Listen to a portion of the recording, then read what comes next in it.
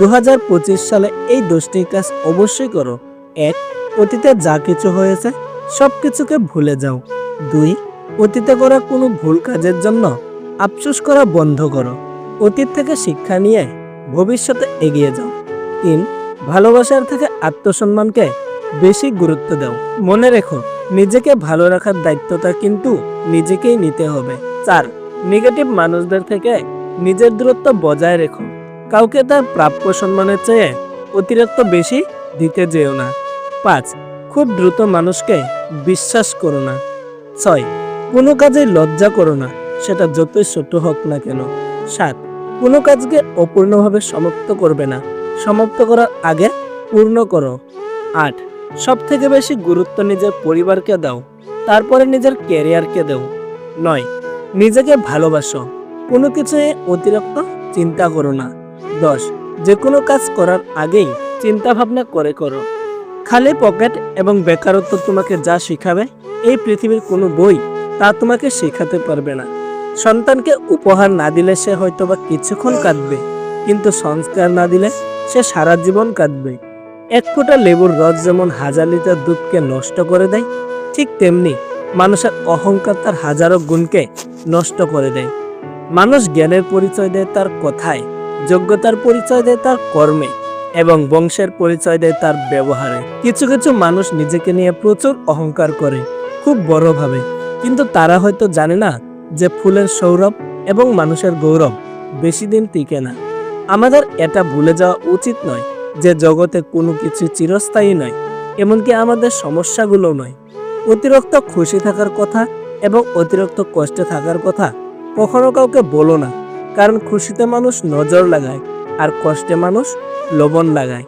সবসময় হাসি খুশি থাকার চেষ্টা করো, এতে তোমার কাছের মানুষগুলো তোমাকে দেখে অনেক খুশি হবে আর তোমার শত্রুগুলো অনেক কষ্ট পাবে। যাকে মূল্য দিতে গিয়ে প্রতিনিয়ত নিজের মূল্য হারাচ্ছ, সে তোমার জীবনে একটা অভিশাপ ছাড়া আর কিছুই নয়। মানুষ অন্যদের থেকে পাওয়া সম্মান এবং আপনজনদের থেকে পাওয়া অপমান কখনো ভুলতে পারে না। যে জিনিসটা আমাদের কাছে থাকে না আমরা সেটাকেই পেতে চাই, আর যেটা আমাদের কাছে থাকে আমরা সেটাকে অবহেলা করে যাই। কিন্তু এটা কি ঠিক? না, এটা ঠিক না। এটা পাগলামি, এটা বেয়াদুপি। এই পৃথিবীতে আমরাই নাকি শ্রেষ্ঠ জাতি। 100 টাকা চোরকে গাছে বাঁধি আর 100 কোটি টাকার চোরকে স্যার ডাকি। টাকার ঋণ একসময় শোধ করা যায়, কিন্তু দুঃসময় যারা পাশে থাকে তাদের ঋণ কখনো শোধ করা যায় না। মানসিক চাপে তারাই থাকে যারা নিজের চেয়ে অন্যের কথা বেশি ভাবে।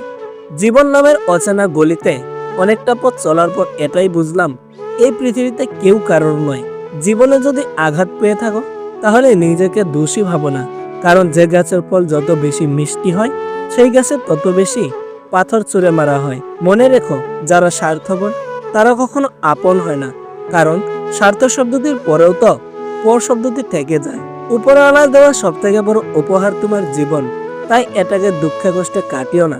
যতটা পারো হাসি খুশি এবং সুখের সাথে জীবনটাকে অতিবাহিত করার চেষ্টা করো।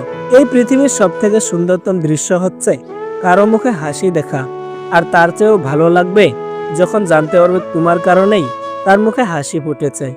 কিছু কথা বলার আগেই ফুরিয়ে যায়, কিছু স্বপ্ন দেখার আগেই ঘুম ভেঙে যায়।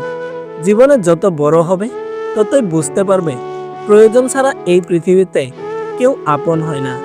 নিজের হতাশার জন্য কখনো অন্যকে দায়ী করো না, বরং নিজেকেই দায়ী করো। অন্যের থেকে অতিরিক্ত আশা করার জন্য বর্তমান সমাজটাই এমন, সৎ মানুষগুলো অবহেলিত আর অসৎ মানুষগুলো সম্মানিত। যে ব্যক্তি তোমার সামনে এসে অন্যের সমালোচনা করে তুমি তাকে কখনো বিশ্বাস করো না, কারণ সেই আবার অন্যের সামনে তোমার সমালোচনা করবে। এই পৃথিবীর প্রতিটা মানুষের জীবনে একটা করে গল্প আছে। অতীতে ফিরে গিয়ে সেই গল্পের শুরুটা কখনো পরিবর্তন করা সম্ভব নয়, কিন্তু তুমি চাইলে তোমার চেষ্টা এবং আত্মবিশ্বাস দিয়ে ওই গল্পের শেষটা নতুন করে সাজিয়ে তুলতে পারবে। মনে রেখো, খারাপ পরিস্থিতি আমাদের যতটা কষ্ট দেয় তার চেয়ে অনেক শক্তিশালী করে তোলে। কাউকে খুব বেশি ভালো মন্দ বোঝাতে যেও না, কারণ এতে তুমি তার কাছে খারাপ হয়ে যাবে। বরং তাকে ছেড়ে দাও। সে যখন ঠকবে অথবা বিপদে পড়বে তখন সে এমনিতেই তোমার মূল্যটা বুঝতে পারবে। জীবনে কিছু মানুষ খুশি দেয় এবং কিছু মানুষ শিক্ষা দেয়, মনে রেখো, শিক্ষাটাও প্রয়োজন। কপাল তাদেরই খারাপ হয় যারা অল্পতে অন্যকে বিশ্বাস করে নেয়। লবণ ছাড়া তরকারি যেমন স্বাদহীন, তেমনি বিশ্বাস ছাড়া একটা সম্পর্ক মূল্যহীন।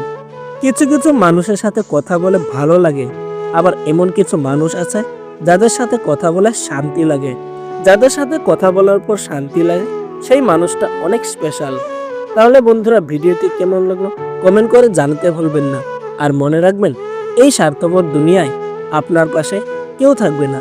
আপনার নিজের খেয়াল নিজেকেই রাখতে হবে। তাহলে দেখা হচ্ছে পরবর্তী ভিডিওতে।